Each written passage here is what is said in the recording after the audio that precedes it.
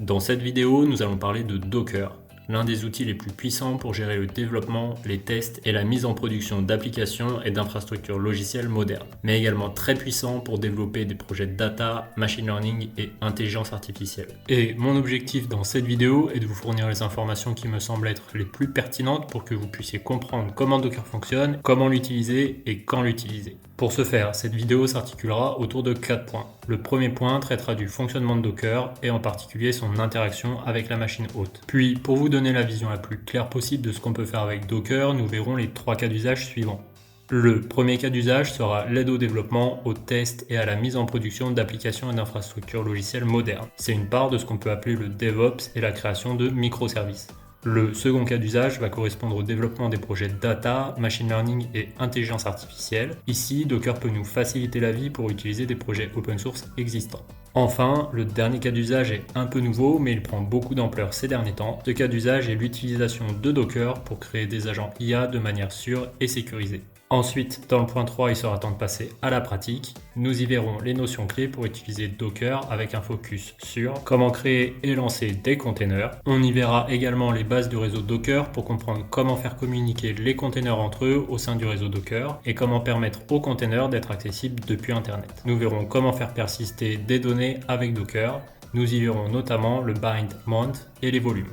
Et enfin, nous verrons Docker Compose qui permet d'orchestrer et de gérer plusieurs containers Docker simultanément. Dans cette section, je vous ferai des démonstrations avec des exemples illustratifs simples et dans le point 4, je vous montrerai comment utiliser Docker sur des projets plus complexes.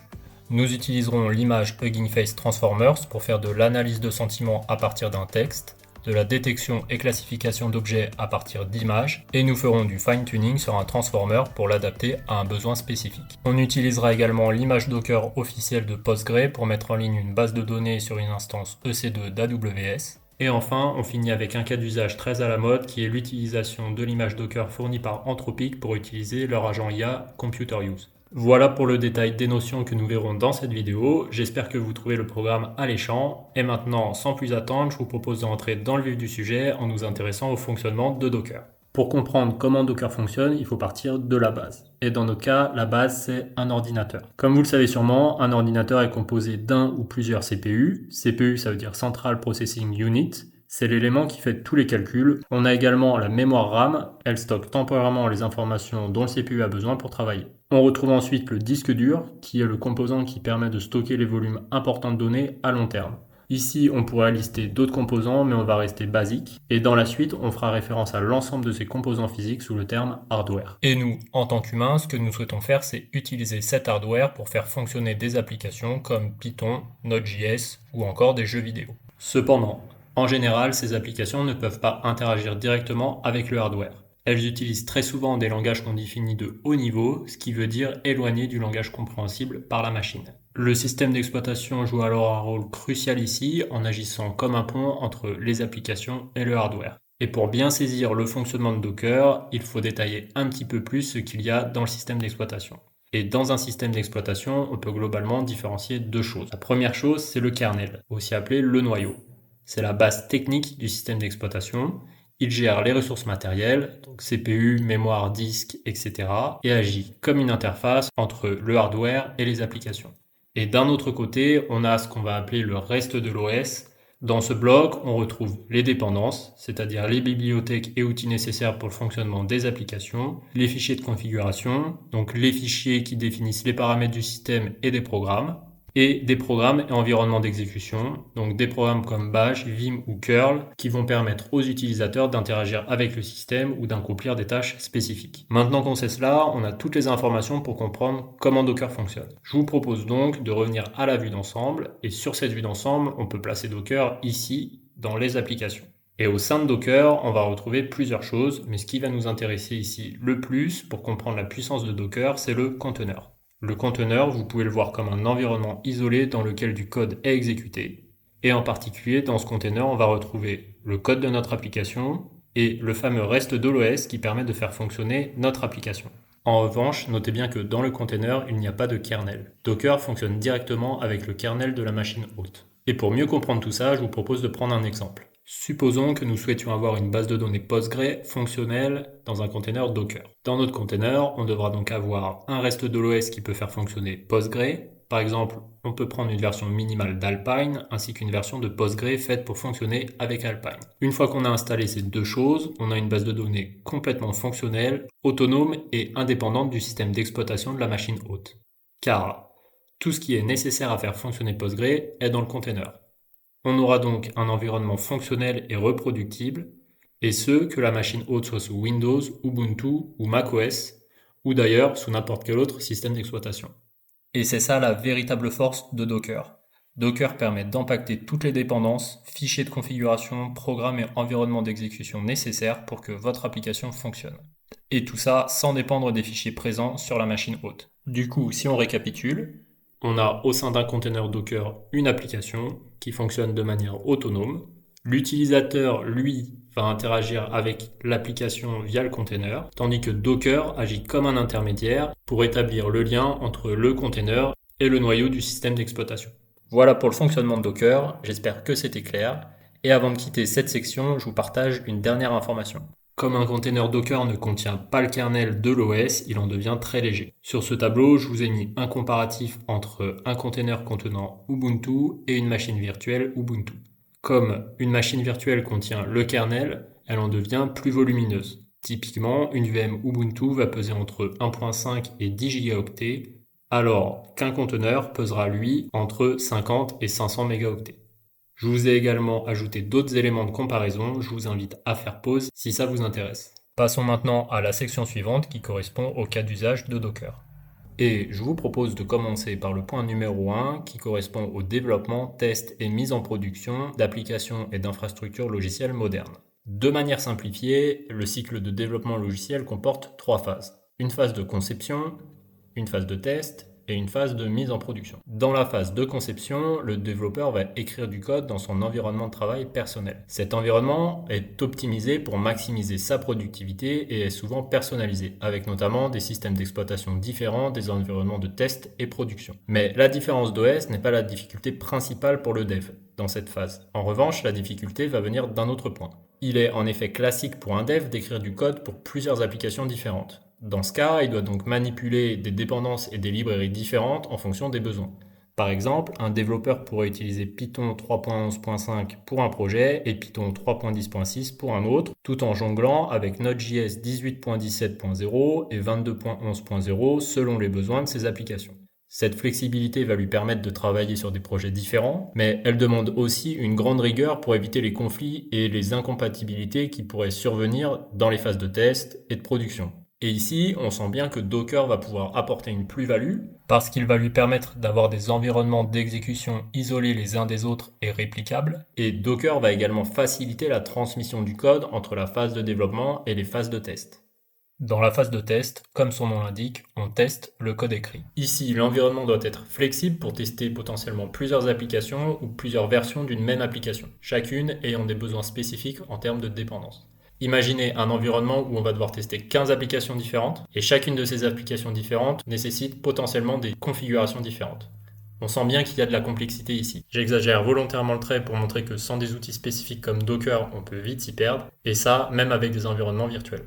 Et enfin, on a la phase de production. Dans cette phase, tout doit fonctionner parfaitement. L'environnement est standardisé, éprouvé et optimisé pour minimiser les risques. Les dépendances sont stables et maîtrisées, garantissant une exécution optimale du code. De nos jours, il est classique que sur une même machine en production, on fasse tourner plusieurs services en parallèle, tout en maintenant un haut niveau d'efficacité et de stabilité. Forcément, ça peut être complexe, et notamment, on peut avoir des difficultés à gérer des conflits entre les dépendances. Et je dis ça, encore une fois, sans des outils comme Docker. Imaginez, par exemple, vous avez une machine avec plusieurs services qui tournent dessus, un service qui demande une certaine version de Node et un autre une autre version de Node. On sent qu'il va falloir réussir à gérer les différents environnements. Ici, je simplifie un peu en parlant juste de Node, mais on peut imaginer des cas où c'est pas uniquement une version de Node qui est différente d'un service à l'autre, mais toute une stack logicielle.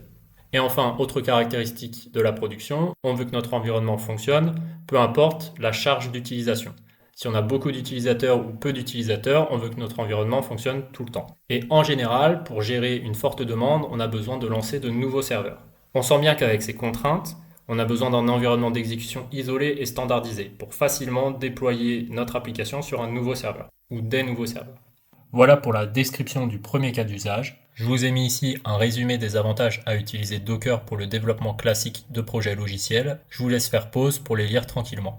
Le second cas d'usage est l'utilisation de solutions open source. À ce jour, c'est déjà un cas d'usage très classique, mais d'après moi, il va devenir de plus en plus important à mesure que le nombre de projets open source augmente, tant en termes de nombre qu'en termes de qualité. D'après moi, nous sommes à une période de rupture où le nombre de solutions open source en data, ML et IA explose, et cette explosion permet de créer rapidement des projets ambitieux à moindre coût. Et pour vous montrer à quel point ça explose, on peut regarder cet article qui a été écrit en avril 2024. D'après cet article, en 2024, il y avait 420 millions de projets open source, ce qui est un nombre incroyable, ce qui représente une augmentation de 27% par rapport à l'année dernière. 284 millions de repos publics sur GitHub. Ici, on a une croissance de 22%. Et il y aurait eu 65 000 projets d'IA génératifs créés en 2023, soit une augmentation record de 248% en un an. Donc tout ça, c'est assez énorme. Et parmi ces projets d'IA générative, on a bien évidemment des projets comme Llama 3.3 dont je vous ai parlé dans une vidéo précédente. Cependant, il faut garder à l'esprit qu'utiliser des projets open source d'une grande qualité peut être difficile. En effet, un projet open source de haute qualité va généralement avoir une architecture complexe et va nécessiter un système d'exploitation spécifique avec des dépendances en grand nombre. Mais en général, les créateurs en sont bien conscients, c'est pourquoi ils proposent très souvent une version dockerisée de leur projet. Et cette version dockerisée va considérablement faciliter et simplifier l'utilisation du projet, en offrant une installation et une configuration plus rapides, tout en garantissant une meilleure portabilité et cohérence entre les différents environnements. Il existe aujourd'hui une multitude de projets open source proposant une version dockerisée, ce qui, une fois de plus, témoigne de l'importance croissante de cette pratique. Et dans la suite de cette section, je vous propose d'explorer ensemble quelques-uns de ces projets pour mieux comprendre leurs avantages et leur mise en œuvre. Pour commencer, je vous propose de parler d'Airflow. Airflow est un outil d'orchestration open source très populaire dans le domaine de l'ingénierie de données. Il permet d'automatiser des tâches en créant ce qu'on appelle des workflows. Et l'un de ses principaux avantages est qu'il est entièrement programmable en Python, ce qui le rend à la fois puissant mais aussi accessible aux développeurs. Si maintenant on effectue une recherche Google avec les termes Airflow Docker, on voit qu'il est possible d'installer Airflow via Docker. Ici, on a plusieurs commandes Docker, par exemple Docker Run, ou plus bas, on a un Docker Compose. Et dans la suite, on verra en détail ce que ça veut dire. Et donc ici, Docker va nous permettre de simplifier le déploiement d'Airflow. Parallèlement à ça, il est intéressant de se tourner vers l'un de ses concurrents directs, Maj. Maj propose des fonctionnalités similaires, mais avec une approche qui va être plus simple et plus intuitive. Ça le rend particulièrement attractif pour les débutants, cependant il faut quand même garder en tête que Maj est un peu moins riche en termes de fonctionnalités. Si maintenant on se rend sur leur page GitHub, on remarque qu'ils recommandent directement l'utilisation de Docker pour l'installation, en fournissant une image Docker prête à l'emploi. Le terme image ici potentiellement est nouveau pour vous, on verra dans la suite ce qu'il veut dire. Et donc, le fait qu'il recommande Docker pour l'installation, ça montre une fois de plus l'importance et la praticité de Docker dans le déploiement d'outils modernes d'orchestration de données. Nous pouvons ensuite nous intéresser à VLLM. J'ai déjà réalisé une vidéo sur le sujet, mais pour ceux qui ne connaîtraient pas, VLLM c'est une bibliothèque open source conçue pour déployer et mettre en production des grands modèles de langue. L'un des points forts du projet réside dans sa capacité à optimiser l'inférence des LLM, ce qui en fait un outil très prisé pour les applications en production. Et une fois encore, on peut utiliser Docker avec ce projet. VLLM propose ici la possibilité de déployer facilement un grand modèle de langue à l'intérieur d'un conteneur Docker. Les avantages de cette approche, c'est que ça va simplifier non seulement le déploiement, mais également améliorer la portabilité et la reproductibilité des environnements. Et ces deux aspects sont des aspects vraiment essentiels pour la production. Donc encore une fois, ici, on peut dire que Docker peut s'avérer très utile. Passons maintenant à un projet dont les responsables ont été récompensés par un prix Nobel. Et ce projet, c'est AlphaFold. AlphaFold est une initiative open source vraiment révolutionnaire qui permet de prédire la structure tridimensionnelle des protéines à partir de leur séquence d'acides aminés. Il faut savoir qu'en biologie, cette problématique, connue sous le nom de problème de repliement des protéines, est d'une importance vraiment centrale. Notamment lorsqu'on va chercher de nouvelles molécules pour créer de nouveaux médicaments, ce qu'on va faire, c'est qu'on va rechercher de nouvelles chaînes d'acides aminés, mais la chaîne d'acides aminés ne va pas nous fournir toutes les informations sur les propriétés des molécules. Il faut savoir comment la molécule va se replier pour vraiment comprendre l'interaction qu'elle va avoir avec potentiellement le corps humain. Donc connaître le repliement, c'est vraiment essentiel pour comprendre les propriétés et les mécanismes associés à cette protéine. Avant AlphaFold, ce problème était considéré comme l'un des défis les plus complexes de la biologie, presque insoluble. Aujourd'hui, grâce à AlphaFold, il est largement considéré comme résolu. Et puis, le plus remarquable ici, c'est que cette avancée majeure, elle est accessible à tous, gratuitement, car le projet est entièrement open source. Il est là sous nos yeux. Et sur cette page GitHub, ce qu'on voit, c'est qu'il faut utiliser Docker pour l'installation. Ça va ici grandement simplifier le déploiement et ça garantit une configuration reproductible et portable. On pourrait passer la journée à regarder tous les projets open source, je vous propose donc d'aller en voir un dernier, et ce projet c'est ClimaX. C'est une solution de deep learning conçue pour prédire la météo.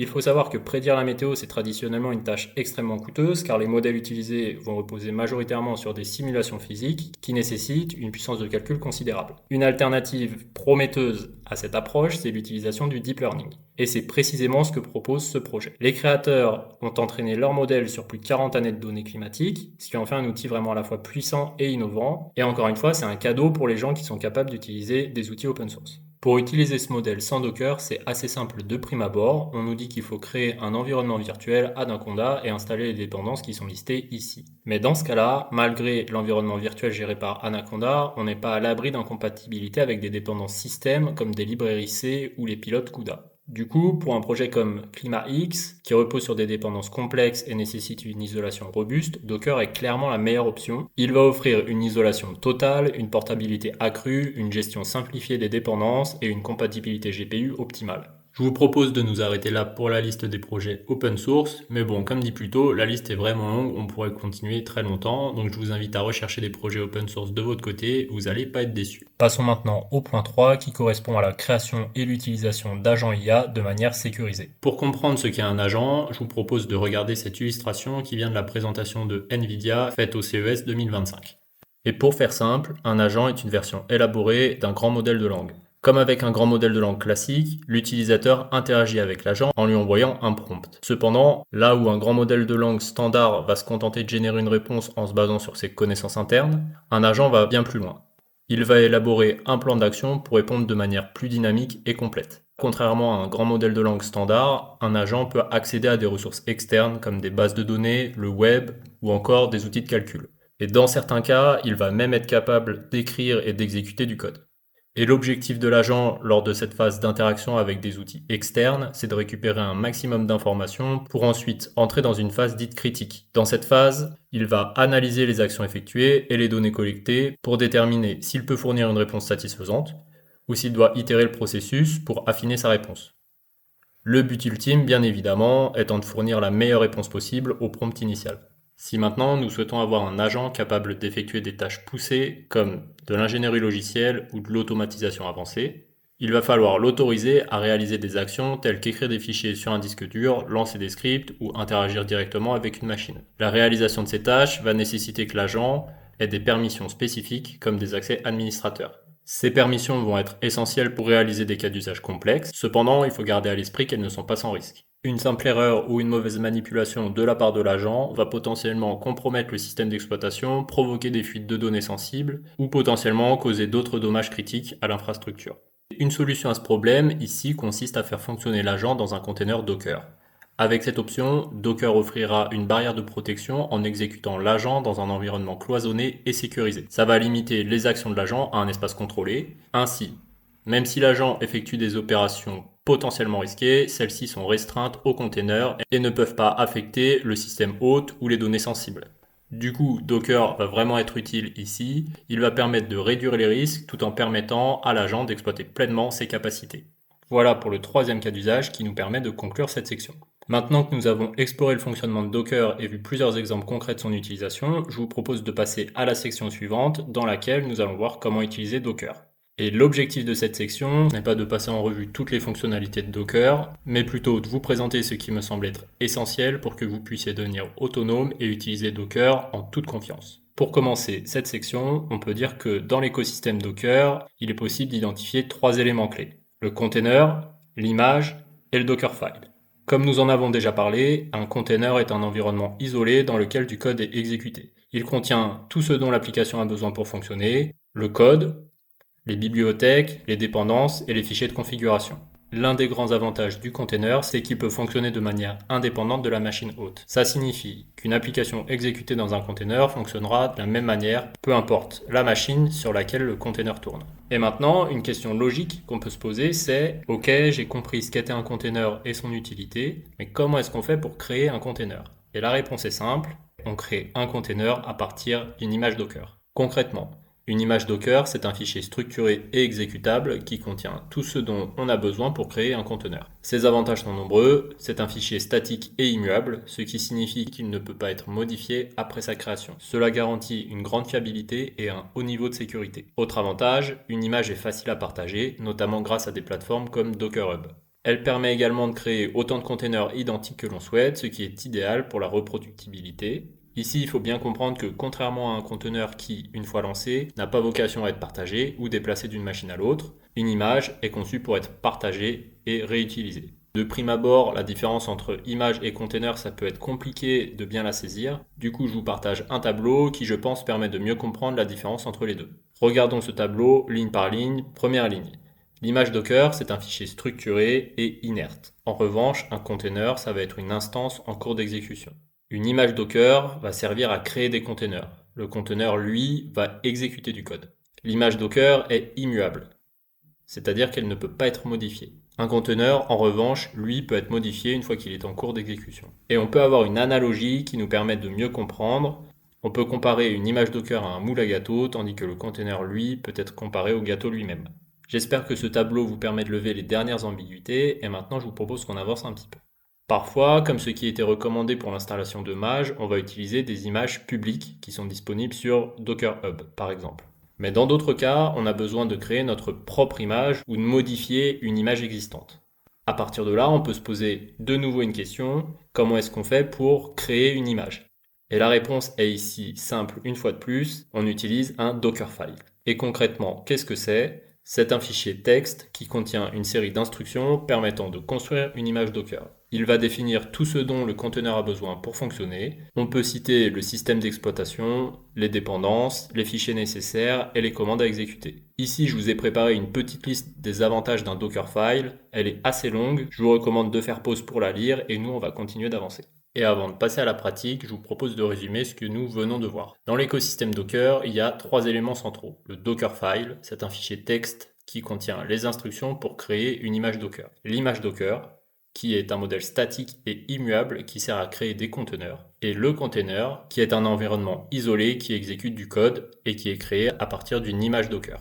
Et maintenant, place à la pratique. La première étape pour utiliser Docker consiste à installer Docker. Si vous ne l'avez pas encore sur votre ordinateur, je vous recommande d'installer Docker Desktop. Pour cela, rendez-vous sur le site officiel de Docker et suivez les instructions adaptées à votre système d'exploitation. Ensuite, ce que je vous propose de faire, c'est de prendre ce Dockerfile en exemple pour voir comment un Dockerfile fonctionne et comment faire pour créer une image à partir d'un Dockerfile. Comme vous pouvez le voir, c'est un simple fichier texte et sur ce fichier texte, il y a des commandes comme from, run, copy ou workdir et ces commandes vont être là pour définir le type d'instructions qui doivent être exécutées. Sur la première ligne, on voit from Ubuntu 22.04. Cette ligne veut dire qu'on va utiliser le système d'exploitation Ubuntu 22.04 dans notre futur container. Ensuite, on voit run. Et ici, run permet d'exécuter des commandes. Par exemple, on voit apt-get update et on voit des installations de Python et pip.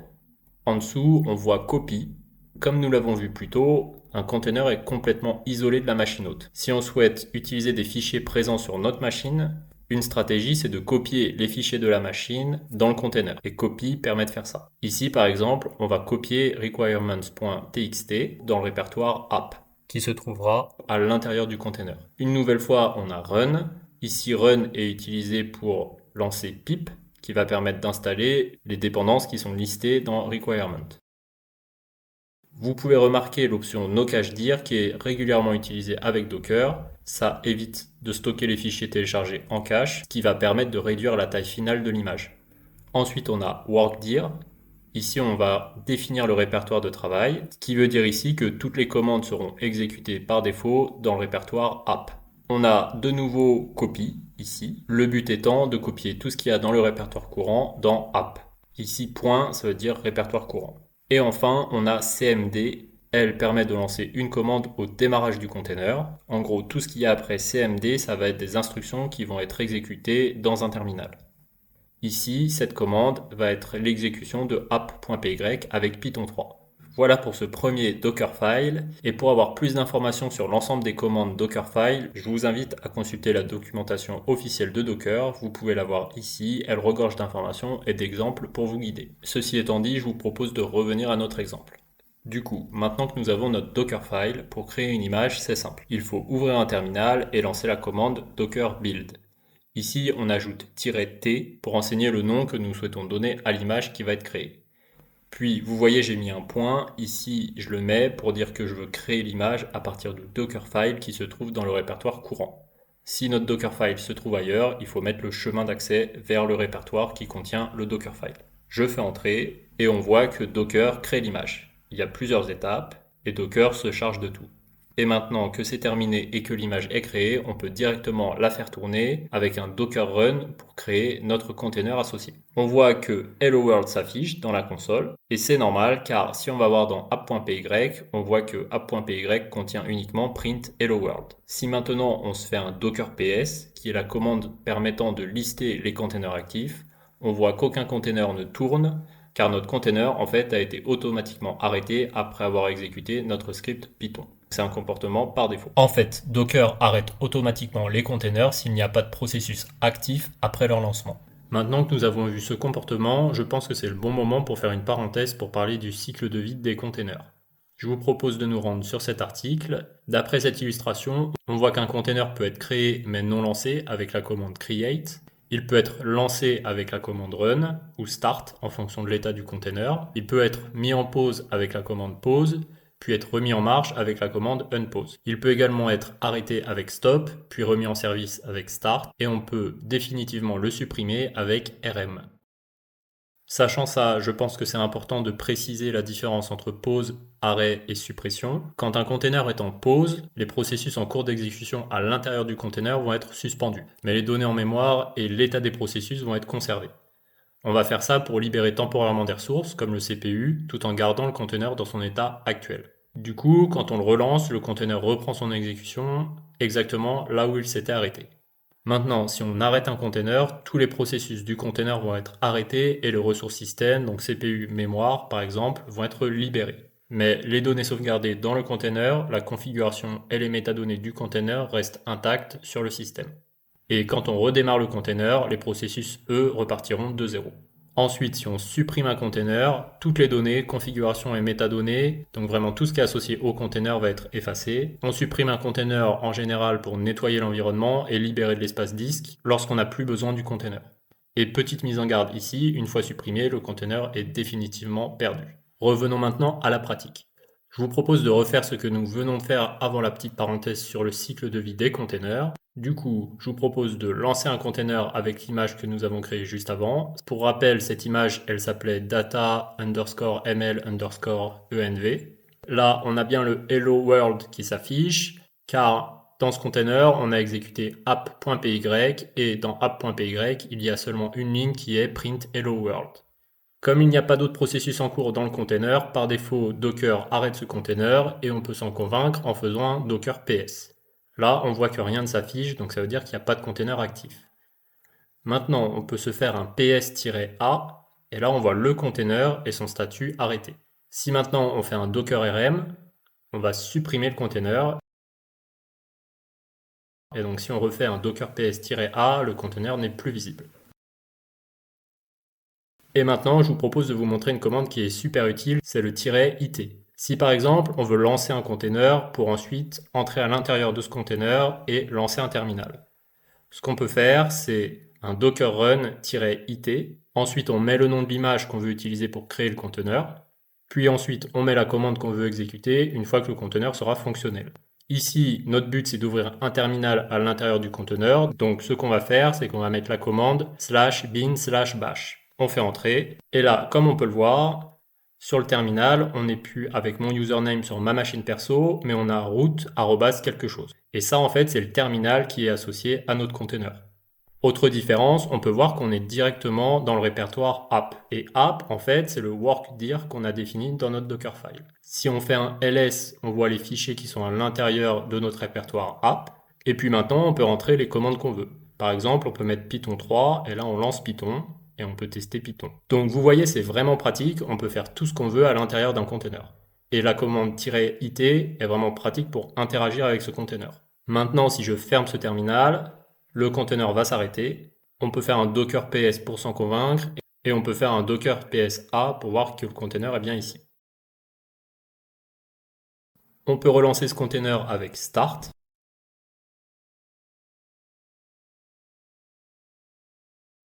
Et maintenant que le container tourne, on peut exécuter une commande à l'intérieur de ce container.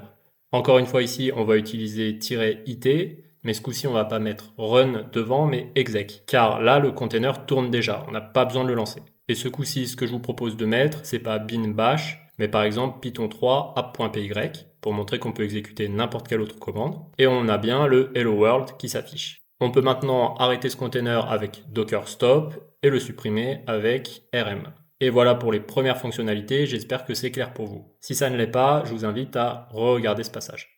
Dans l'exemple que nous venons de voir, nous agissions en tant qu'administrateur du système.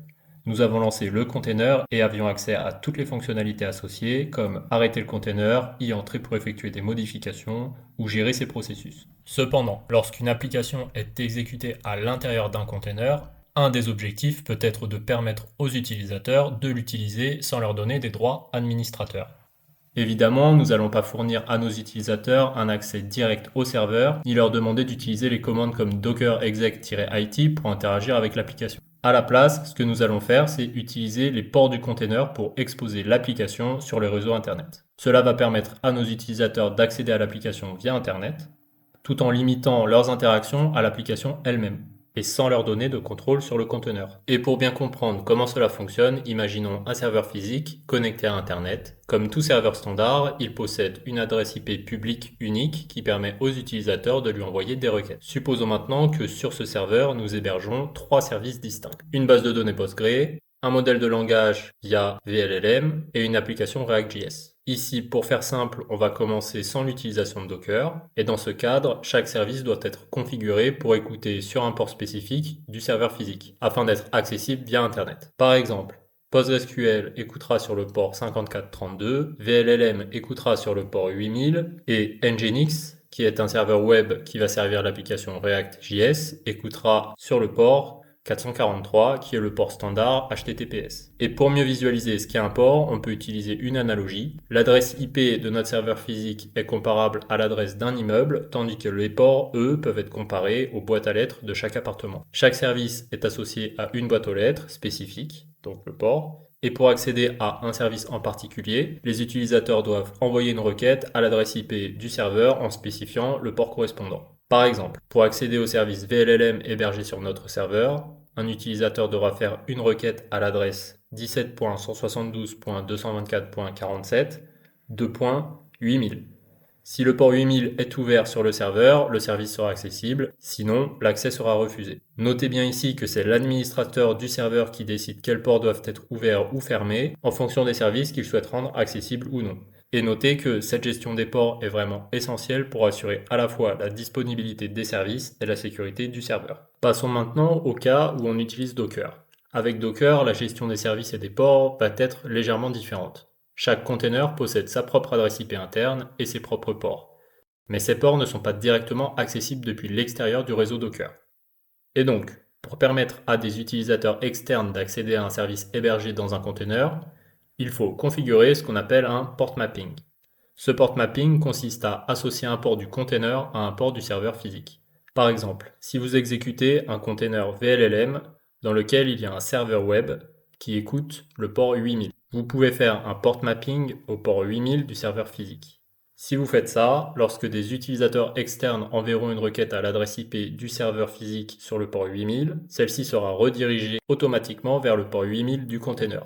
Et d'un autre côté, si vous ne configurez pas ce port mapping, ou si vous décidez de laisser le port 8000 fermé sur le serveur physique, le service ne sera pas accessible depuis Internet. Et avec le réseau Docker, il y a un autre avantage. Docker permet également aux containers de communiquer entre eux de manière fluide et sécurisée au sein d'un même réseau Docker. Bon, il existe plusieurs types de réseaux Docker, chacun ayant ses spécificités et cas d'utilisation. Ici, pour rester simple, on va se concentrer sur le réseau de type Bridge, qui est le réseau le plus couramment utilisé. Lorsque vous créez un réseau Docker avec la commande Docker Network Create, les containers qui vont être connectés à ce réseau vont pouvoir interagir directement entre eux sans avoir besoin de passer par des ports exposés sur le serveur physique. Et c'est rendu possible grâce à la résolution de noms DNS intégrés et au routage interne de Docker. Donc c'est vraiment pratique. Petit exemple, si vous avez un container PostgreSQL et un container VLLM sur le même réseau Docker, le container VLLM va pouvoir accéder à la base de données Postgre en utilisant simplement le nom du container Postgre comme adresse. Ça va nous simplifier grandement la configuration et la gestion des services interconnectés et augmenter le niveau de sécurité. Car dans ce cas, on n'aura pas la nécessité d'ouvrir l'accès au container via Internet.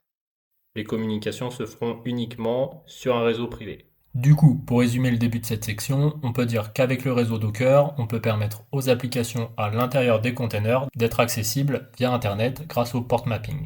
Et on peut également dire que le réseau Docker permet de faire communiquer facilement les applications au sein du réseau Docker. Dans la suite, on va voir un exemple pour ces deux cas d'usage, mais pour commencer, je vous propose de regarder cet exemple pour illustrer l'utilisation du port mapping. Ici, la seule différence avec le Dockerfile précédent est que la commande finale lance un Jupyter Notebook. Et voici ce que fait chaque partie de la commande. Le --IP égale 0.0.0 est une option, et ça indique que Jupyter doit écouter toutes les interfaces réseau disponibles de la machine. En local, cette option est facultative, mais vous en aurez besoin si vous lancez un Jupyter Notebook sur un serveur, donc c'est pour ça que je l'ai ajouté. Ensuite, --port égale 8888. Cette option spécifie que le service doit écouter le port 8888, et c'est le port par défaut d'un Jupyter Notebook. --no-browser. Ici, cette option empêche Jupyter de lancer automatiquement un navigateur web. Cette option est utile lorsque vous travaillez avec un environnement sans interface graphique comme un conteneur Docker, donc c'est notre cas. Passons maintenant à l'option Allow Root. Cette option est essentielle lorsque vous lancez un Jupyter Notebook dans un container. Elle permet d'exécuter Jupyter avec des droits administrateurs, donc root, à l'intérieur du container. Sans cela, vous pourriez rencontrer des erreurs liées aux permissions lors de certaines opérations. Et donc, pour résumer, cette commande permet de lancer un Jupyter Notebook dans un container Docker en s'assurant qu'il est accessible via le réseau, qu'il écoute le bon port et qu'il dispose des permissions nécessaires pour fonctionner correctement. J'ai également modifié le fichier requirements.txt pour inclure l'installation de Jupyter. Et maintenant, je vous propose de construire notre image à partir de ce Dockerfile. Et pour ça, c'est comme précédemment, on utilise Docker Build. Donc là, Docker crée notre image contenant Jupyter avec toutes les dépendances nécessaires. Ensuite, on va lancer le conteneur avec la commande Docker Run en spécifiant le port mapping. Donc 8888.8888. Le premier nombre correspond au port de la machine hôte et le second nombre correspond au port du conteneur. Notez que ces ports n'ont pas besoin d'être identiques. Selon le contexte, on peut adapter les ports. Une fois le conteneur lancé, Jupyter nous fournit une URL. Cette URL, on peut la copier-coller et la mettre dans notre navigateur pour accéder à l'interface Jupyter Notebook. Ici, on voit que les fichiers qui étaient présents dans le répertoire courant au moment de la construction de l'image sont présents également. Et pour tester, maintenant, on peut créer un nouveau notebook et puis exécuter du code. Par exemple, on peut faire 2+2 et voir si ça fonctionne. Donc on est content, tout fonctionne bien. Comme vous pouvez le voir, Jupyter est accessible à l'adresse 127.0.0.1.2.8888. 127.0.0.1 est l'adresse IP associée à localhost. Et ici, le port 8888 est ouvert parce qu'on travaille en local. Notez que si nous avions lancé ce Jupyter Notebook sur un serveur, nous aurions dû ouvrir le port 8888. Donc voilà pour notre premier Jupyter Notebook. Donc on est content, tout fonctionne bien. Et maintenant, j'aimerais vous montrer une petite subtilité. Si maintenant on ferme le terminal sur lequel on a lancé notre commande Docker Run, on peut retourner sur notre Jupyter Notebook et voir que notre notebook ne fonctionne plus. Donc le container Docker va s'arrêter si on ferme le terminal qui a permis de lancer la commande Docker Run. Et ça peut être un problème, notamment dans les cas où on a lancé un container sur un serveur via une connexion SSH. Imaginez, on ferme le terminal de la connexion SSH, et là, paf, notre container s'arrête, donc tous les services ne sont plus accessibles. Donc ça, c'est problématique. et ça se produit parce que le container est lié au terminal. Pour éviter cela, on peut ajouter l'option "-d", D ça veut dire detach ici, à la commande Docker Run. Cette option, elle va permettre de lancer le container en arrière-plan sans être lié au terminal. Et ça va être particulièrement utile lorsqu'on travaille avec des serveurs distants, car le terminal utilisé pour lancer le conteneur est souvent voué à être fermé. Alors qu'on veut potentiellement que les processus qu'on a lancés avec ce terminal continuent de fonctionner. Je vous propose donc de faire un exemple avec ce "-d". Ici, on peut de nouveau lancer la commande Docker Run et ajouter ce "-d". Comme le conteneur tourne en arrière-plan, on n'a plus d'URL qui s'affiche qui nous permet de nous connecter au Jupyter Notebook. Ce qu'il faut qu'on fasse maintenant, c'est qu'on entre dans le container pour récupérer le token d'identification qui va nous permettre de nous connecter à notre Jupyter Notebook. Donc pour récupérer ce token, on peut entrer dans le container avec la commande docker exec-it, celle qu'on a vue précédemment, le nom du container, puis bin bash. Une fois à l'intérieur du container, on exécute la commande Jupyter serve list pour afficher l'URL complète avec le token d'identification. Une fois qu'on a récupéré ce token, on peut aller se connecter à notre Jupyter Notebook. Et ici, si on avait voulu, on aurait pu créer un mot de passe pour permettre d'aller se connecter au Jupyter Notebook. Maintenant, on va rester simple, on va uniquement utiliser le token. Et là, on constate une nouvelle fois que tout fonctionne bien. Et si maintenant nous fermons le terminal, on voit que tout continue de fonctionner. On peut se poser la question, ok, maintenant comment est-ce qu'on fait pour arrêter le container? Là, c'est relativement simple, on récupère l'ID du container ou son nom et on fait un docker stop.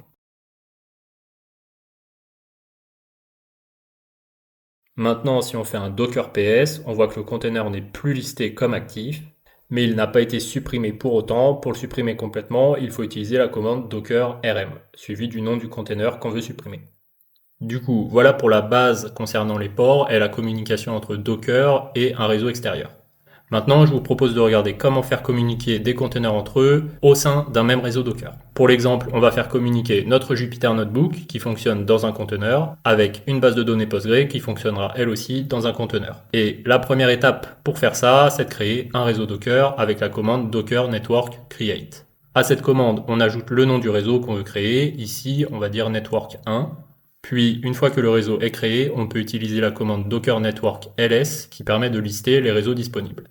Ici, on peut voir que le réseau bridge est de type bridge, le réseau host n'est pas de type bridge.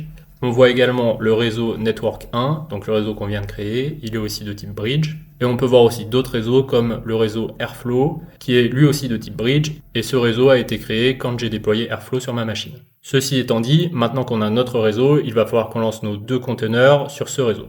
Et je vous propose de commencer par le Jupyter Notebook. Ici, j'ai fait quelques modifications. Comme nous allons nous connecter à notre base de données Postgre, il faut qu'on installe une librairie comme PsychoPG2 qui va nous permettre de nous connecter à notre base de données. Donc je l'ai ajouté dans les requirements.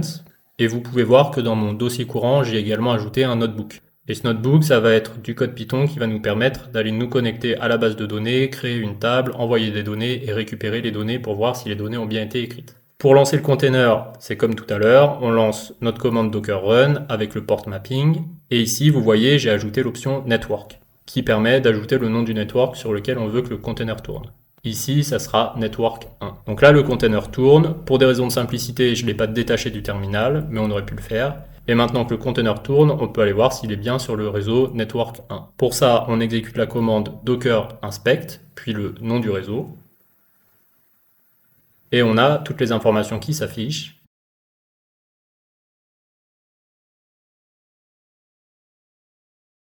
On peut voir que sur ce réseau, on a un container qui s'appelle Flamboyant Kepler. Maintenant, si on fait un docker ps, on peut voir que Flamboyant Kepler est notre container qui a été créé à partir de l'image Jup Notebook. Donc c'est très bien. Donc on est sur le bon réseau. Maintenant, je vous propose d'aller voir ce notebook. Rendons-nous dans notre navigateur, et là on voit que le notebook que j'ai créé et qui nous permet d'aller nous connecter à une base de données Postgre n'est pas présent. Et en fait c'est normal car je n'ai pas créé d'image après avoir ajouté ce notebook à mon dossier. Pour avoir ce notebook dans le container sans utiliser des volumes ou des bind month, chose qu'on verra juste après, il faut créer une nouvelle image pour que Docker copie bien tout ce qui est dans le répertoire courant dans le container, avec la fameuse commande copy. Et d'ailleurs, pareil pour les requirements, j'avais ajouté PsychoPG2 à mes requirements, donc de toute façon, je devais créer une nouvelle image pour que PsychoPG2 soit installé. Après, c'est vrai que pour ça, il y avait une alternative possible qui était d'installer PsychoPG2 à la main dans le container.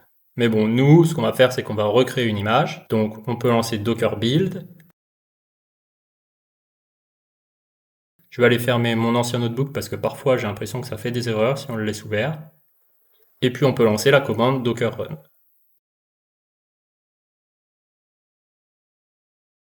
Maintenant, si on se rend sur le notebook, là, on est content, on a bien notre fichier. On peut l'ouvrir, tout s'affiche comme attendu, donc c'est très bien. Maintenant, ce qu'il nous faut, c'est créer une base de données Postgre.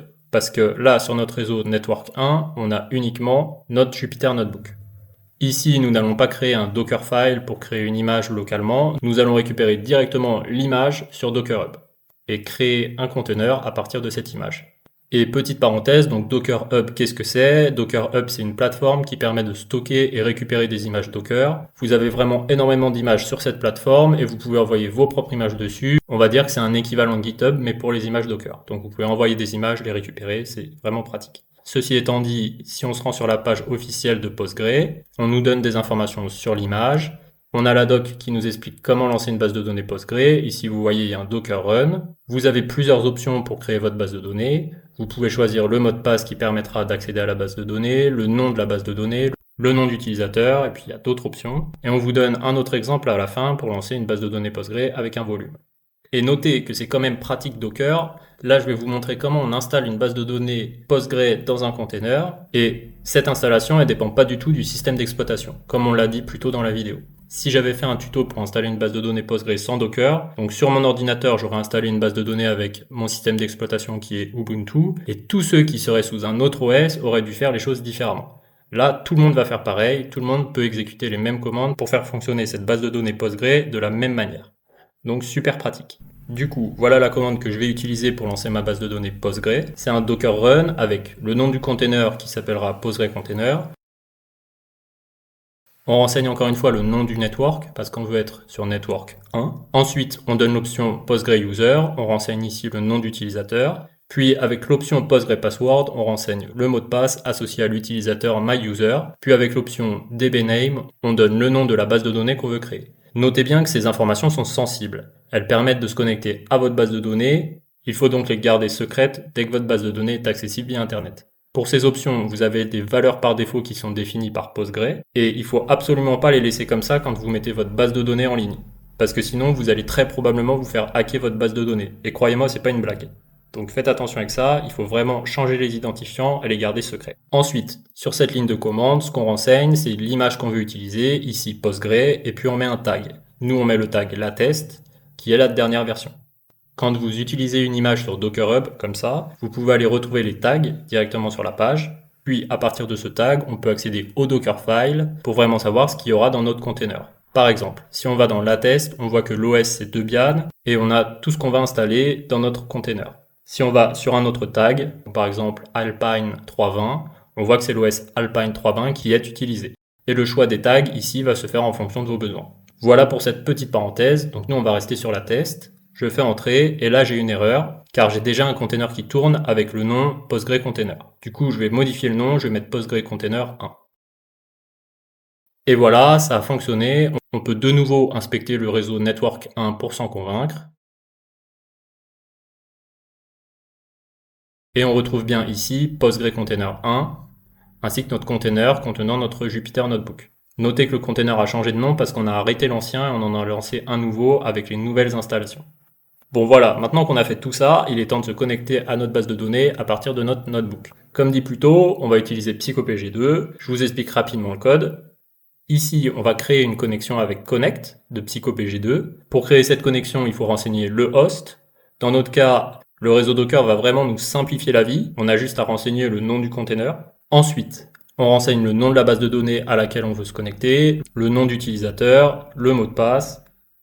Et ici, il faut bien avoir en tête que les informations qu'on rentre là, elles doivent coïncider avec ce qu'on a renseigné lorsqu'on a créé notre base de données. Pour rappel, voici la commande avec nom d'utilisateur, mot de passe, nom de base de données. Et ensuite, on crée un curseur qui va nous permettre d'interagir avec notre base de données. Étape suivante. L'objectif ici, c'est de créer une table employée. Pour ça, on utilise createTable. Dans cette table employée, on aura une colonne ID qui s'auto-incrémente et sert de clé primaire. On aura une colonne name de type texte avec maximum 100 caractères qui ne peut pas être vide. On aura une colonne position de type texte avec maximum 100 caractères.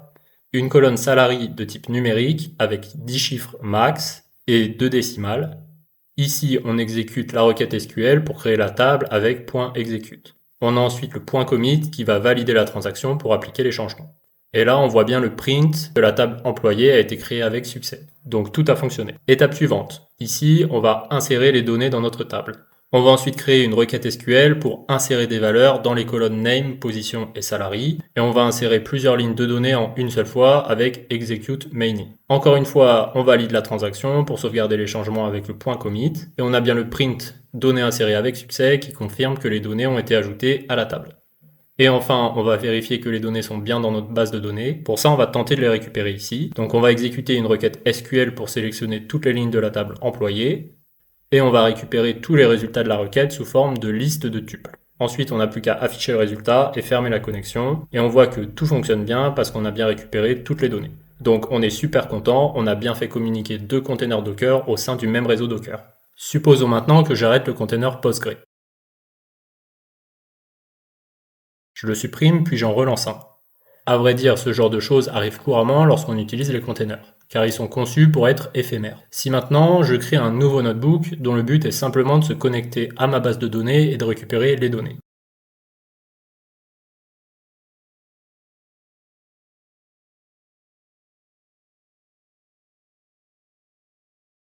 Je l'exécute et là, malheur, il n'y a plus les données.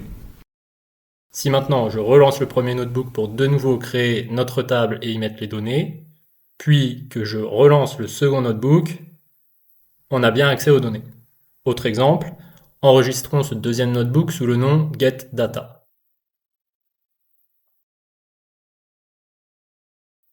On voit ici que le fichier est présent dans ce dossier. Si maintenant on arrête le container et on en relance un,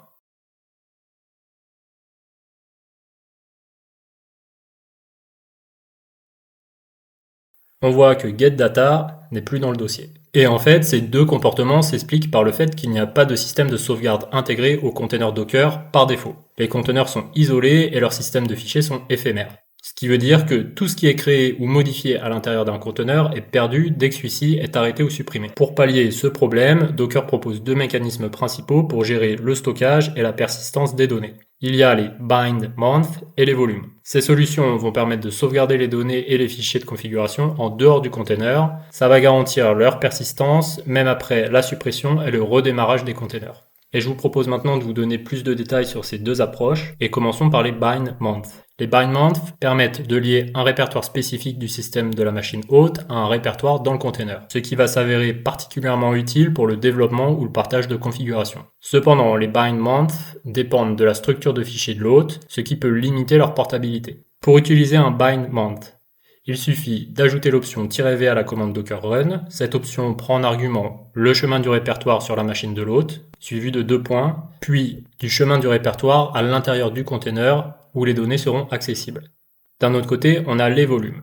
Et les volumes, eux, sont gérés directement par Docker. Ils offrent une meilleure isolation, une gestion simplifiée, création, suppression, sauvegarde, et une portabilité accrue car ils sont indépendants du système de la machine hôte. Les volumes sont particulièrement adaptés pour les environnements de production, et pour utiliser un volume Docker, on commence par créer un volume avec la commande docker volume create. Ensuite, dans la commande docker run, on utilise également l'option "-v", mais cette fois, on spécifie le nom du volume suivi de 2 points, puis on indique le chemin dans le container vers le dossier que l'on souhaite partager. Et avant de passer à la pratique, je vous propose ce comparatif.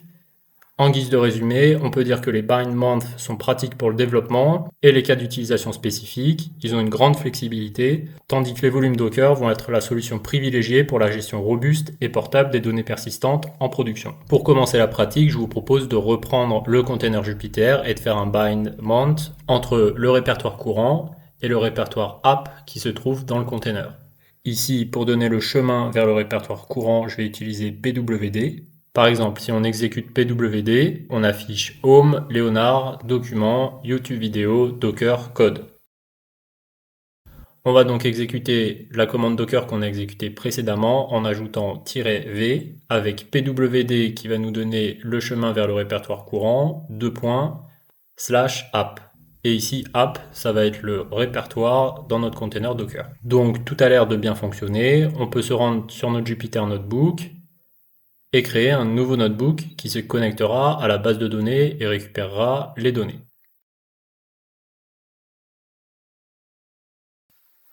On peut enregistrer ce notebook sous le nom getData.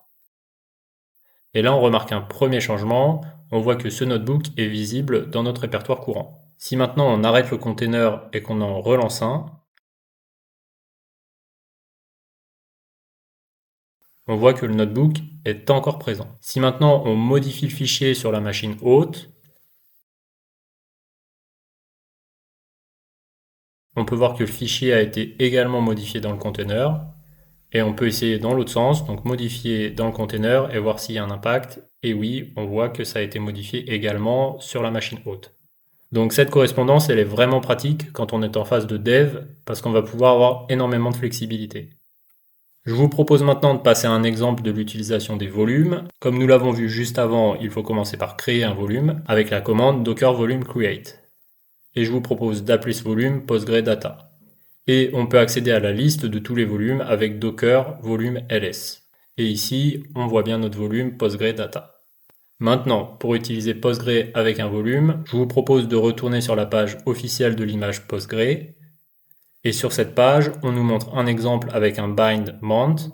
Et cet exemple nous montre qu'il faut placer les données dans var, lib, PostgreData à l'intérieur du conteneur. Donc ça, c'est important. Donc on va faire ça. Si maintenant, on reprend notre ancienne commande Postgre, on ajoute "-v" et puis on met le nom du volume, donc PostgreData, var, lib, PostgreData, comme ce qu'on vient de voir, et qu'on exécute.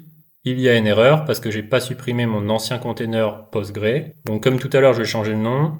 Je vais mettre PostgreDocker 1. Et là, de nouveau, il y a une erreur parce que j'ai pas supprimé mon container PostgreDocker 1. Donc, je vous propose de supprimer le container PostgreDocker et d'appeler notre container PostgreDocker. Maintenant que c'est fait, on peut lancer la commande et tout a l'air de fonctionner. Rendons-nous maintenant sur le Jupyter Notebook pour envoyer nos données dans la base de données. Donc, on exécute les 4 cellules. Il n'y a pas d'erreur. Jusque-là, on est bon. On peut tester getData. Ici aussi, on récupère les données, donc jusque-là, tout va bien. Maintenant, je vous propose de supprimer le container Postgre.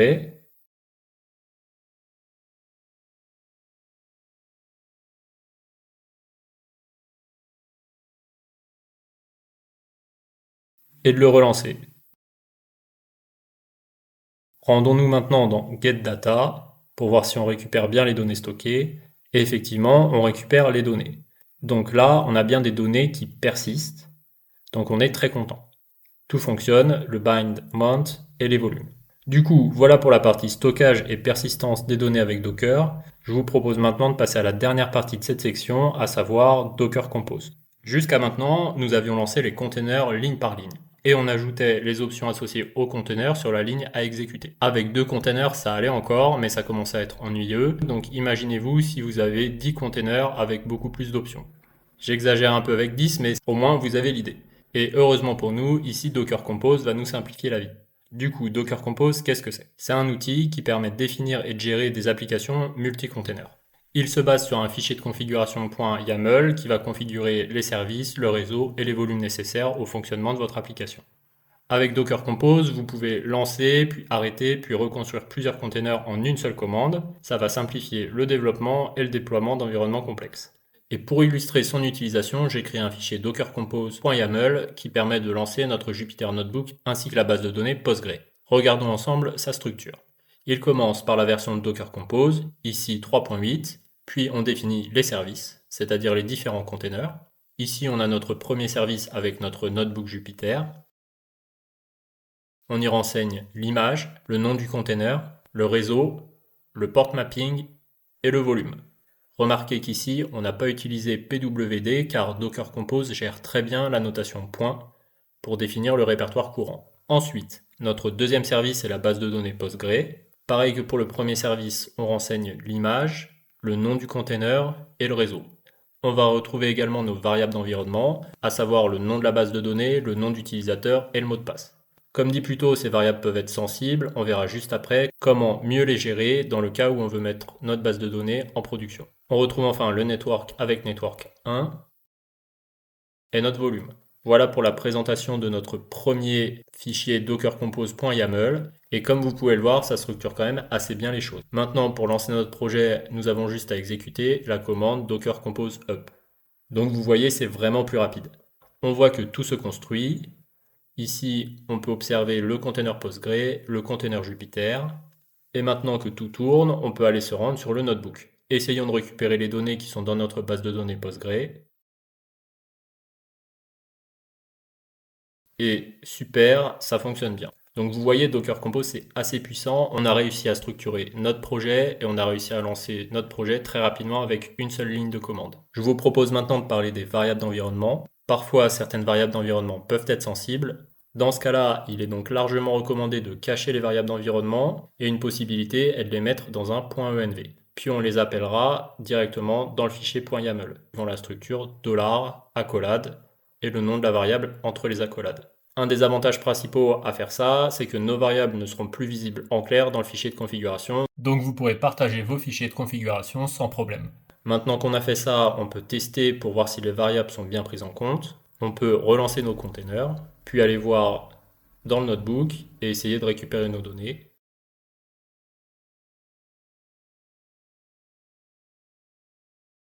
Et une fois de plus, tout fonctionne bien. Donc on a bien réussi à prendre en compte nos variables d'environnement qui sont dans le .env.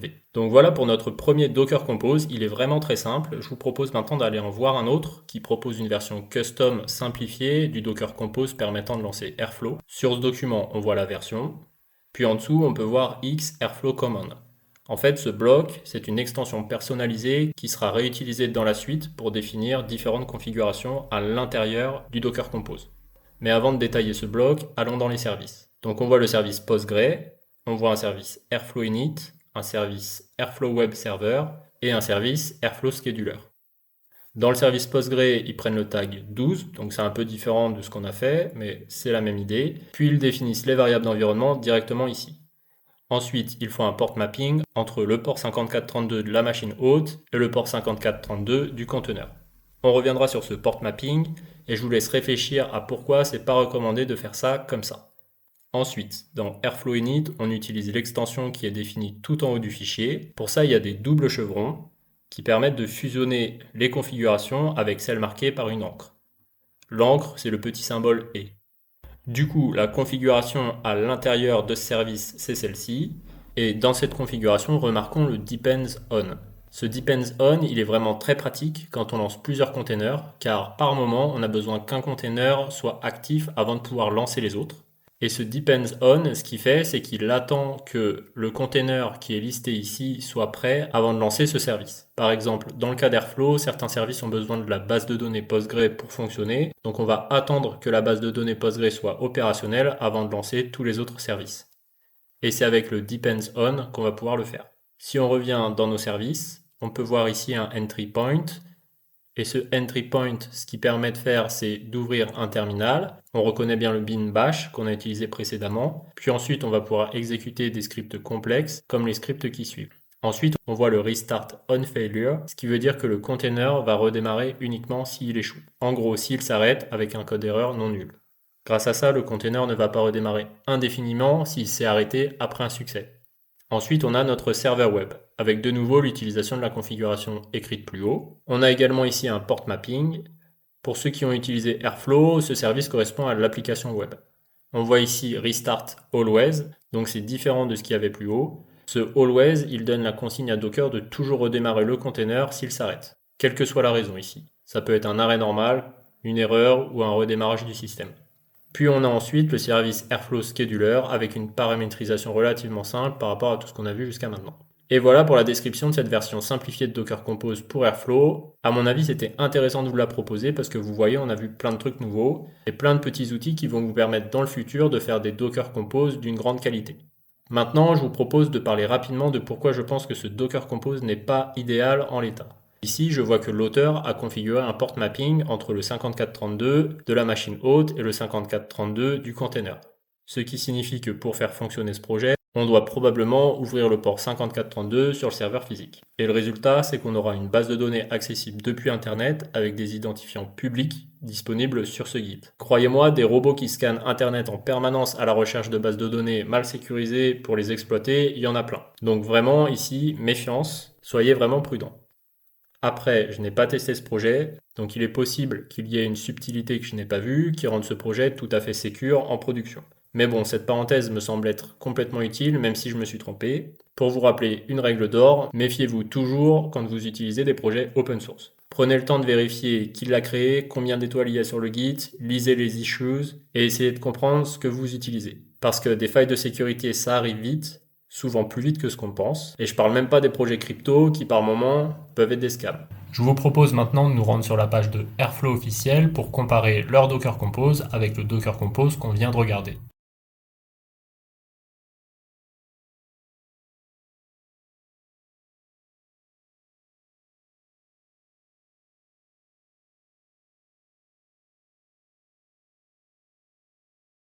Avec ce Docker Compose, ce qu'on remarque tout de suite, c'est qu'il est beaucoup plus complet. On a une doc au début.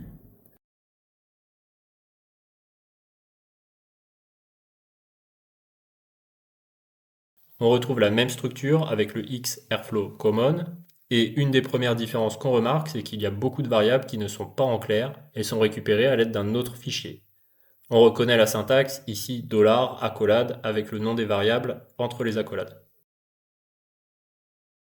Maintenant, si on se rend sur le service Postgre, on voit que l'image est un petit peu différente. Ici, il y a le tag 13.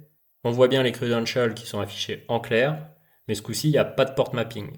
De ce fait, cette base de données est uniquement accessible via le réseau Docker. Donc ici, si on résume, la base de données n'est pas en libre accès à partir d'Internet, donc on peut laisser les credentials en clair, il n'y a pas de problème, c'est secure.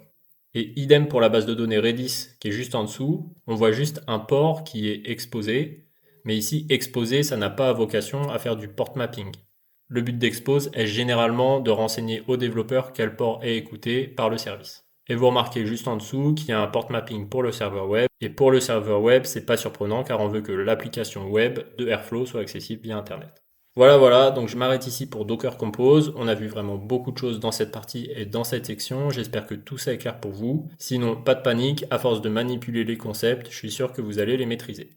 Pour approfondir notre exploration de Docker, je vous propose maintenant de plonger dans la section 4. Dans cette section, nous allons travailler sur 3 points. Le premier, ça va être l'image Hugging Face Transformers, et on y fera de l'analyse de sentiments à partir d'un texte, de la détection et classification d'objets à partir d'images, et nous ferons du fine-tuning sur un transformer pour l'adapter à un besoin spécifique. Ensuite, nous passerons au déploiement d'une base de données Postgre sur une instance EC2 d'AWS. On couvrira les étapes clés pour déployer et configurer notre environnement de manière robuste. Enfin, nous explorerons le projet Computer Use d'Anthropic qui permet à un agent IA de prendre le contrôle de notre ordinateur et cet agent sera exécuté au sein d'un container Docker pour garantir un haut niveau de sécurité. Et maintenant, rendons-nous sur Docker Hub, sur la page officielle du projet Hugging Face Transformers. Comme pour toutes les images Docker, vous trouverez ici la commande à exécuter pour récupérer l'image du projet. Mais avant de lancer cette commande, je vous propose de prendre un moment pour explorer ce projet que je trouve particulièrement fascinant. Les Transformers sont des modèles de deep learning capables d'accomplir une très grande variété de tâches, que ce soit dans le domaine du texte, de la vision ou de l'audio. Ici, on va voir des exemples basiques, mais si vous avez un peu de temps, je vous recommande vivement d'explorer ce projet plus en détail. Vous y trouverez une multitude de fonctionnalités et de cas d'usage qui pourraient grandement enrichir vos projets. Vous trouverez également des démonstrations organisées par thème, analyse de texte, traitement audio, vision par ordinateur, et ces démonstrations illustrent concrètement ce que vous pouvez accomplir avec les Transformers et avec ce projet en particulier. Comme vous pouvez le voir, il y a de nombreux projets de très haute qualité qui s'appuient sur ce projet Hugging Face Transformers. Et on retrouve ici quelques exemples concrets pour illustrer comment se servir de Hugging Face Transformers. Le premier exemple consiste à analyser le sentiment d'un texte. Ici, on fournit un texte au modèle et celui-ci indique le sentiment associé, accompagné d'un score de confiance. Par exemple, ici, le modèle a détecté que le texte est positif et il renvoie un score proche de 1, indiquant une forte confiance en sa prédiction. Plus le score est proche de 1, plus le modèle est confiant, plus c'est proche de 0, moins il est confiant. Le deuxième exemple montre la détection d'objets dans une image. Ici, le modèle identifie des éléments tels qu'un chat, une télécommande et un canapé. Pour chaque objet détecté, il génère une boîte englobante, ce qu'on appelle bounding box, et qui permet de localiser précisément l'objet dans l'image. L'output du modèle est pas hyper classique, donc on peut le regarder ensemble. Donc le modèle produit une liste où chaque objet est décrit par sa classe, donc par exemple chat, télécommande, canapé, 4 coordonnées qui définissent la bounding box, donc la boîte englobante, en spécifiant la position de 2 coins en diagonale. Donc ça permet de définir une boîte. On a également un score de confiance associé à la détection. Ici, pareil, si le score est proche de 1, le modèle est sûr de lui. Si le score est proche de 0, le modèle est très incertain. Ces exemples sont très bien, donc je vous propose directement de tester l'image Docker avec eux. Et je vais faire fonctionner cette image Docker sur une instance EC2 d'AWS pour que, même si vous n'avez pas de GPU sur votre ordinateur, vous puissiez faire la même chose que moi. Pour ceux qui ont des GPU sur leur machine, vous pouvez tout faire directement en local. Du coup, je me connecte sur AWS. Pour lancer une instance, il faut aller dans EC2, puis lancer des instances. Ici, on donne le nom, donc par exemple GPU 1. On choisit ensuite le système d'exploitation. Je vais prendre Ubuntu, puis on choisit la configuration de notre OS. Et là, je vais partir sur la version Deep Learning de base qui a déjà les drivers NVIDIA installés. On confirme, choisissant ensuite le type d'instance. Une G5 large va largement nous suffire pour cet exemple. Cette instance coûte 1$ l'heure, ce qui est très cher pour ce que c'est, mais c'est les prix Amazon. Notez que les instances avec GPU sont par défaut pas disponibles, il faut faire une demande pour y avoir accès. En général, ça peut prendre 2 jours. Donc on choisit notre G5 large. Ensuite, il faut choisir la clé SSH qu'on souhaite utiliser pour se connecter à la machine.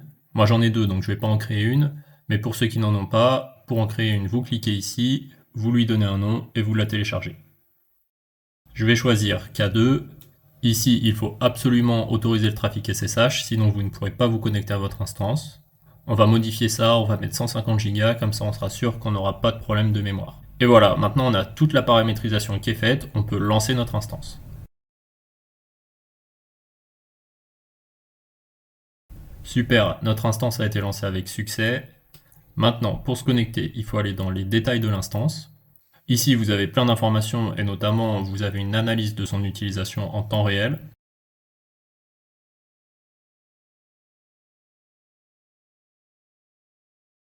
Si maintenant on veut se connecter à notre instance, on peut se rendre ici pour avoir les informations qui permettent de le faire.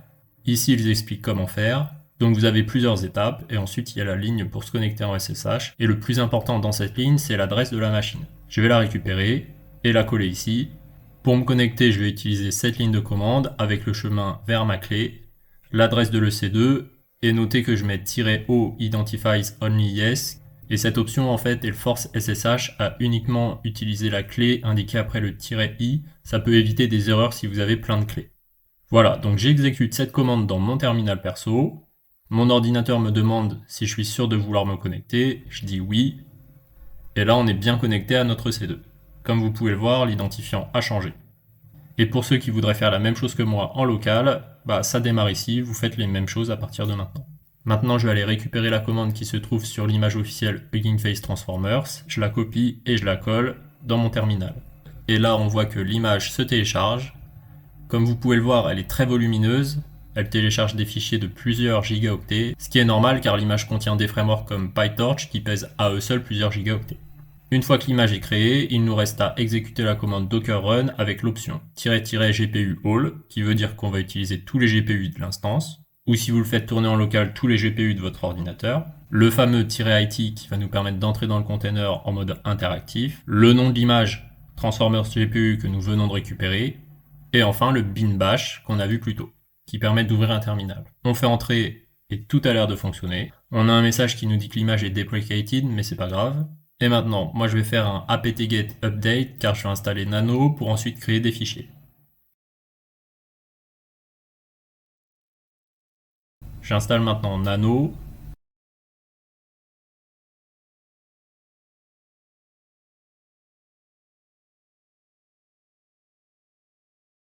Puis je crée script1.py qui sera le premier code Python que nous exécuterons à l'intérieur de ce container. Et dans ce script, on va y mettre le code pour faire l'analyse de sentiment. Du coup, je copie ça, je colle ça. Là, je vais retirer les chevrons. Et puis je vais ajouter un print.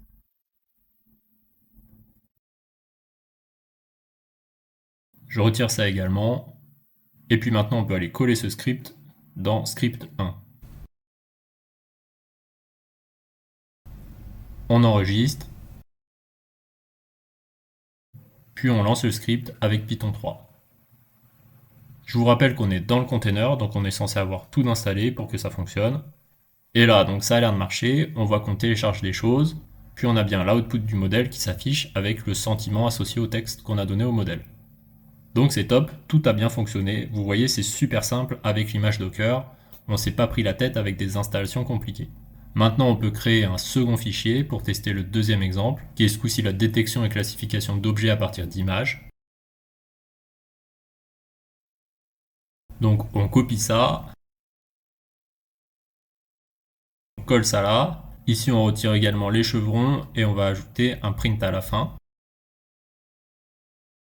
Et maintenant que c'est fait, on colle ça dans script 2. Ce code est un peu plus long, donc on peut le passer en revue rapidement. Dans un premier temps, on importe request, pile et transformers. Ici, request va nous permettre de faire une requête HTTP de type get pour récupérer cocosample.png. Ensuite, avec pile, on ouvre une image et on la convertit en un fichier image manipulable en Python.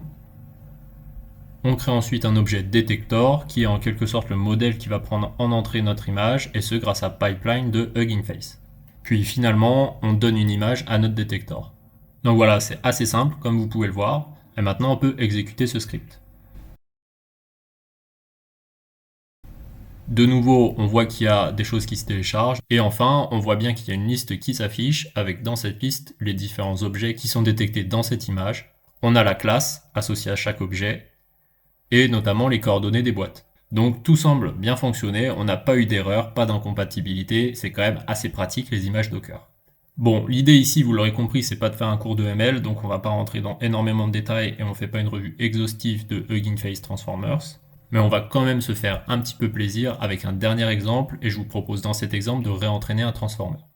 Donc pour ça, une nouvelle fois, créons un fichier, et dans ce fichier, je vais y mettre ce code. Ce code va nous permettre de réentraîner le modèle BERT pour la tâche qu'on appelle paraphrase. Et le problème de paraphrase, c'est quoi? On a deux phrases et le but c'est de savoir si ces deux phrases ont le même sens. Très simple. Voyons maintenant étape par étape ce que fait ce code. Première étape, on importe les bibliothèques. Étape 2, on charge le modèle et le tokenizer. Ici on retrouve model name. Avec model name, on choisit un modèle pré-entraîné. Ici ça sera BERT Base Uncased, une version de BERT en anglais. Maintenant, avec le fameux AutoModel for Sequence Classification, on va charger le modèle en spécifiant qu'on va l'utiliser pour une tâche de classification de texte. On utilise ensuite AutoTokenizer pour charger le tokenizer associé au modèle. Le tokenizer, ça va convertir le texte en token, donc des mots ou des sous-mots. C'est important de faire ça car BERT, ce qu'il prend en entrée, ce sont des tokens. On peut maintenant passer à l'étape 3 qui va nous permettre de charger le jeu de données. Pour ça, on va utiliser l'autre dataset et on va charger le jeu de données MRPC. Ce dataset contient des paires de phrases et ça fait sens car ici notre but c'est d'identifier si des paires de phrases ont le même sens. Et maintenant, étape 4, pré-traitement des données. Ici on utilise tokenize function, une fonction qui prend des paires de phrases et les tokenise. On utilise le tokenizer pour convertir les phrases en tokens. Truncation equals true. Si les phrases sont trop longues, on les tronque. Padding equals max length. Le but ici est de remplir des phrases avec des tokens spéciaux pour qu'elles aient la même longueur. Et puis dataset.map va permettre d'appliquer cette fonction à tout le dataset en mode batch, pour plus d'efficacité. Maintenant passons à l'étape numéro 5 dans laquelle on va définir les paramètres d'entraînement. Ici on définit le répertoire dans lequel les résultats, donc les modèles et les logs seront sauvegardés. Evaluation strategy equals epoch, ça veut dire qu'on évalue le modèle à la fin de chaque époque. On donne le learning rate, ça correspond à l'amplitude des déplacements de l'algorithme qui va optimiser les poids du réseau. Ici, on prend 2 fois 10 puissance moins 5, qui est relativement petit mais classique pour du fine-tuning. Ensuite, on a pair device train batch size égale 16, donc c'est la taille du batch pour l'entraînement. On prend 16, c'est classique. Et enfin, le nombre d'époques égale 3. Plus vous faites d'époques, plus vous réentraînez le modèle. Moins vous faites d'époques, moins vous le réentraînez. Ici, il y a un compromis à trouver. Si on réentraîne trop, on peut tomber dans le surapprentissage. Si on n'entraîne pas assez, on a un modèle qui sous-performe. Maintenant, étape numéro 6, on va initier le trainer. Donc on déclare trainer. Donc on crée un objet trainer qui va gérer l'entraînement et l'évaluation. Modèle, on renseigne le modèle qu'on va entraîner. Les arguments, ce sont les arguments qu'on vient de définir juste avant. Train dataset, c'est le dataset d'entraînement. Et enfin, eval dataset, c'est le dataset de validation pour évaluer le modèle pendant l'entraînement. Et enfin, étape 7, on utilise trainer.train pour lancer l'entraînement. On peut maintenant lancer ce script.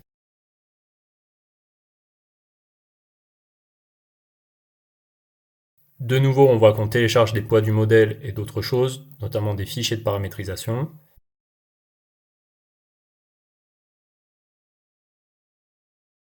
Hugging Face regarde ensuite quelles ressources nous avons, donc CPU et RAM, puis lance la procédure d'optimisation. Ici c'est assez long, même si on a demandé que 3 époques, donc je vais faire avance rapide. Et maintenant on peut se rendre dans le dossier Result, qui est le dossier dans lequel on a fait les sauvegardes. Vous vous souvenez, c'était Output Dir.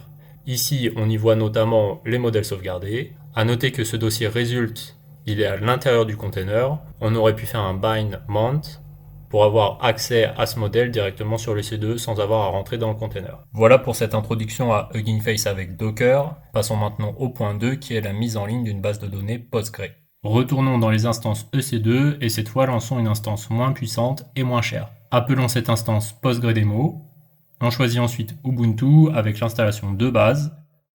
Puis on va prendre une T3 Medium qui coûte 0,07 $ de l'heure. Elle a 2 CPU et 4 Go de RAM. Vous pouvez normalement utiliser l'instance gratuite pour lancer une base de données Postgre. Moi je prends celle-ci pour des raisons de confort, comme ça tout devrait tourner un peu plus vite que sur l'instance gratuite. De nouveau, il faut renseigner la clé SSH. Si vous n'en avez pas, de nouveau il faut en créer une. Et moi je vais prendre la clé K2. On autorise le trafic SSH et on garde 8 Go d'espace disque. Ça devrait largement suffire. Puis on crée l'instance.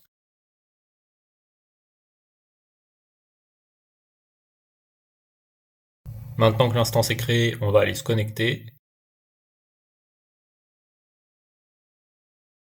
On nous rappelle ici la procédure pour se connecter en SSH.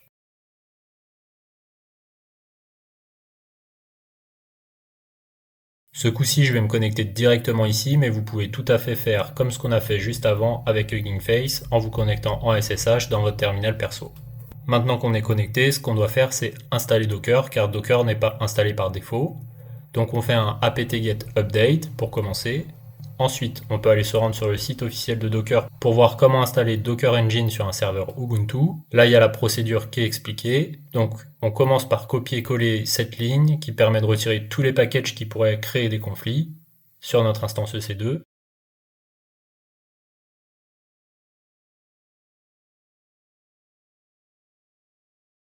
Ensuite, on copie-colle ça pour initialiser le répertoire Docker. Ici, il faut dire yes.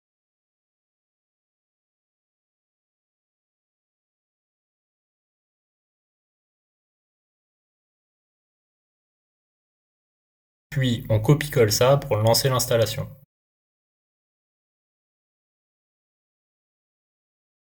Et c'est parti.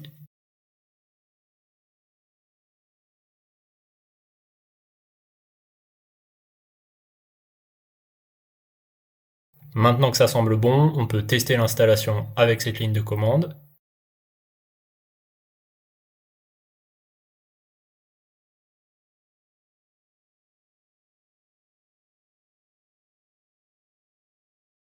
Et on a un message qui nous dit que c'est tout bon. Donc là, on a Docker d'installer. Vous voyez, c'est relativement simple. Maintenant, on peut retourner sur la page officielle de l'image Postgre. Si on va dans la doc, on peut aller récupérer la ligne de commande qui permet de lancer une base de données Postgre. Donc je la copie-colle. On ajoute notre port mapping 5432-5432 qui permet d'exposer cette base de données au port 5432 dans notre machine physique. Et ici, j'ai laissé exprès le nom d'utilisateur par défaut, le nom de la base de données par défaut et le mot de passe par défaut pour vous dire qu'il faut absolument pas faire ça. Là, on va mettre notre base de données en ligne. Ces identifiants sont donc extrêmement critiques, donc il faut les changer et mettre des choses qui sont très sécures. Et moi, pour l'exemple, je vais les laisser pour que vous ayez bien en tête le fait qu'il faut pas le faire. Donc voilà, on a lancé notre base de données avec Docker, elle tourne et elle est accessible maintenant à l'adresse IP publique de notre instance qui est ici. On peut donc normalement s'y connecter avec PsychoPG2 par exemple. Donc là j'ai un code qui est sur mon ordinateur perso, qui n'est pas sur le C2, et je vais essayer de me connecter avec mon ordinateur perso sur notre base de données qui se trouve sur l'instance EC2 à l'adresse IP publique qu'on vient de copier-coller. Je ne vous détaille pas ce code, il est très similaire au code qu'on a vu dans la section précédente quand on utilisait Postgre. En gros, ce qui change vraiment ici, c'est la partie pour se connecter à notre base de données. Ici, il faut remplir le host qui est différent. On va mettre l'adresse IP publique de notre instance EC2. Et pour le reste, on met les fameux credentials par défaut qu'il ne faut surtout pas garder. Maintenant que c'est fait, on peut exécuter ce script pour se connecter, et normalement ça ne fonctionnera pas.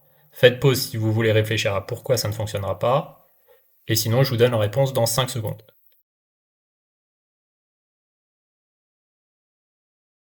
Et d'ailleurs, on a l'erreur qui s'affiche directement dans la console, et cette erreur c'est qu'on n'a pas ouvert le fameux port 5432 sur notre instance EC2. Notre base de données est sur une instance EC2, donc sur un vrai serveur, c'est pas en local, et dans ce cas-là, on doit ouvrir les ports que l'on souhaite utiliser, car par défaut, et pour des raisons de sécurité d'ailleurs, ils sont en majorité fermés. Donc allons ouvrir le port 5432, pour ça il faut se rendre sur la page de notre instance, puis aller dans Sécurité. Il faut ensuite entrer dans Groupe de sécurité, modifier les règles entrantes, ajouter une règle. On ajoute le port 5432 et on peut choisir d'autoriser le trafic à partir de certaines adresses IP. Pour une base de données ouverte sur Internet, c'est une bonne idée de faire ça. En général, on va autoriser seulement l'adresse IP du serveur qui héberge notre API. Mais ici, pour des raisons de simplicité, j'autorise tout le trafic. Et j'ai gardé les identifiants par défaut, il n'y a pas mieux pour se faire hacker. On enregistre, puis on peut réessayer d'envoyer nos données. Et là, génial, ça fonctionne. Pour se convaincre qu'on a bien envoyé nos données, on peut rentrer dans le container et aller voir si nos données sont dans la base de données Postgre. Pour ça, on va utiliser docker exec-it, et ce coup-ci, on va pas mettre bin bash, mais -u majuscule Postgre. On peut maintenant faire un anti/dt pour voir nos tables. On voit qu'il y a la table users, donc maintenant on peut faire un select all from users pour afficher nos données. Et ces données s'affichent ici, donc tout a fonctionné, on est content. Du coup, voilà pour cette partie. Maintenant, je vous montre comment résilier votre instance, car je ne l'ai pas fait avant avec Hugging Face, et c'est important de résilier vos instances quand vous ne vous en servez plus, car sinon, vous payez pour rien. Donc pour résilier l'instance, vous allez sur la page de l'instance, vous allez dans l'état de l'instance, puis résilier l'instance, et c'est bon. Et une fois qu'elle est résiliée, vous payez plus. Ne vous faites pas avoir, il y a beaucoup de personnes qui oublient de résilier leurs instances et qui reçoivent des grosses factures d'Amazon. Donc il faut vraiment y penser. Et passons maintenant au dernier exemple qui est l'utilisation du projet Computer Use d'Anthropic. Ce projet permet à un agent de prendre le contrôle de notre ordinateur afin d'exécuter des tâches complexes. Sur ce Git, les auteurs nous mettent en garde sur le fait qu'il faut faire attention avec ce projet et bien faire fonctionner leur agent dans une machine virtuelle ou un conteneur. Et ça tombe bien, nous souhaitons utiliser un conteneur. Donc il détaille vraiment les choses pour expliquer que ça peut être risqué. Les auteurs nous rappellent vraiment plein de règles fondamentales pour éviter les problèmes, notamment le fait qu'il faut éviter de donner à l'agent des accès à des données sensibles. Il y a plusieurs manières d'utiliser leur agent. Nous, ce qu'on va faire, c'est le Quick Start. Et sur cette commande, on remarque qu'il faut renseigner une clé d'API qu'on récupère sur le site d'Anthropic. On voit également qu'il y a un bind mount entre le dossier Anthropic sur notre machine et le dossier Anthropic du container.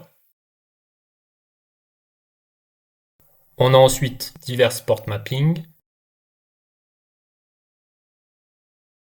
Et on retrouve une fois de plus la commande -it qui permet d'exécuter le conteneur en mode interactif. Et enfin, on renseigne l'image. Ce coup-ci, on ne récupère pas l'image sur Docker Hub, mais sur GitHub. Le GHCR permet de faire ça. Donc là, c'est vraiment la manière la plus simple d'utiliser leur projet. Il y en a d'autres, notamment on peut utiliser Bedrock, qui est un service AWS, mais nous on va vraiment rester simple ici et exécuter ça en local. Donc avant d'exécuter cette commande, il nous faut récupérer une clé d'API chez Anthropic. Pour ça, on crée un compte et ensuite on va dans la rubrique clé d'API et on crée la clé. Cette clé permet de lier l'agent à votre compte, c'est important car vous devez payer pour utiliser ce projet. Et à chaque fois que l'agent va faire des actions, on va payer la somme associée à la complexité de l'action. Maintenant qu'on a la clé d'API, on peut l'ajouter ici, et puis il ne nous reste plus qu'à lancer la commande. On voit que tout fonctionne, et ils nous disent que pour utiliser l'application, il faut se rendre sur localhost 8080. Donc allons-y. Nous voilà sur la démo, on peut ajouter un prompt. Par exemple, on peut lui demander d'identifier les 5 derniers concepts à la mode en IA et en machine learning et écrire ça dans un fichier Markdown. Et là, vous voyez, c'est vraiment cool. On voit qu'il prend le contrôle de l'ordinateur, il va sur Internet, il lance sa recherche sur Google. Manque de bol, il se tape un captcha qu'il doit remplir. J'ai l'impression qu'il galère un peu.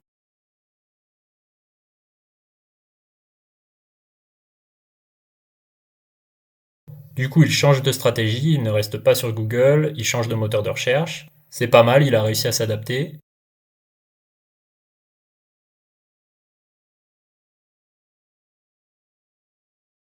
On voit là qu'il récupère les infos et nous informe que le fichier Markdown a bien été créé. Il nous donne sa localisation et nous l'affiche. Si on veut, on peut y accéder directement via le container en faisant un docker exec-it et on voit le fichier avec les informations que je lui avais demandé d'y mettre. Donc on voit les 5 topics.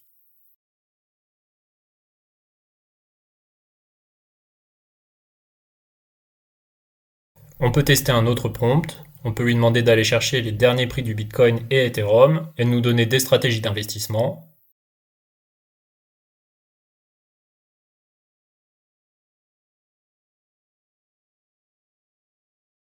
Donc là, on voit, il repart faire des recherches. C'est un peu lent, donc je vous mettrai tout ça en avance rapide. Et on peut de nouveau se rendre dans le conteneur pour voir le fichier. Il est bien là, on peut voir les stratégies. Ça n'a pas l'air incroyable, mais il a fait ce qu'on lui a demandé. On peut maintenant aller voir combien ça nous a coûté. J'avais mis 10$, 12 avec la TVA. Et là, on voit qu'il me reste 9,66$, donc ça m'a coûté 34 centimes.